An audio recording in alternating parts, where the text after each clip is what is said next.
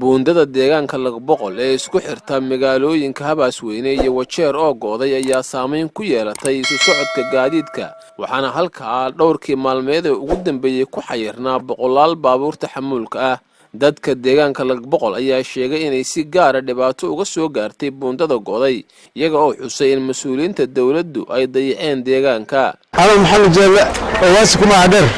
وقاضي عدك Lagboqol حد يتشربع نشر لي كوتبع كم قم رحمة عنا دولة ما حد قرأ وحي ماذا أيوة كردون وقت يا سنة أود بينس كوترب سلو دكتور إلنا مصمرين هو بيتشيل بقى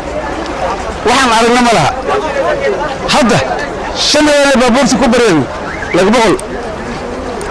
كوتي إيه نشر غير عودر سنة وحقور الرئيس عينا ملها ما أنت عندك Lagboqol وحاسب برمعني جاراشي أنا كعاونة بابا يقدر تهسته Lagboqol وحكون سكوي ودت دوبريه waxaan hay dadweynaha Lagboqol ku nool meeshan lagta waxaan ku qabnaa dib sayd dibkana haysto waxa waa gawaaridii ayaaba jaam lagu keentay oo lagta marila meeshan dibka ka jira waa dib weyn oo sayd haday dawladda midda kore iyo midda hoose ay soo gaarina dhibaato inta waa ka saydaysa dadka deegaanka ayaa madaxda sare iyo mudanayaasha baarlamaanka heer federaal ee dawladda Kenya ee laga soo doorto koonfurta iyo galbeedka Wajeer ugu baaqay in si degdeg ah wax looga qabto buundada gooday baaqo xasee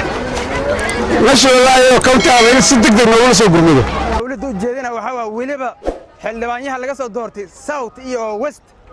in ay meeshan indhaha ka daboolno soo gaaraan meeshan si degdeg ah dadweynaha dad dibka ku dhacay meeshan waa dadkoodii labada dhinac sababta indhaha ugu xirteen oo u jiifaana garoofada Nairobi aniga ma aqaan nimanka baaqar ma dad kale waxa uu jeedin malaha ayagana soo doortay oo habeen dheer meesha u taagnay maalinka doorashada ay rabeen buu taagnaayeen cawada maxaa ku dhacay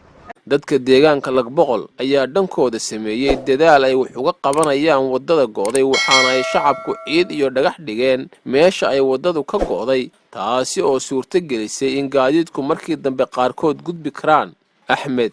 Abdullahi Jaamac waqooyi bari Kenya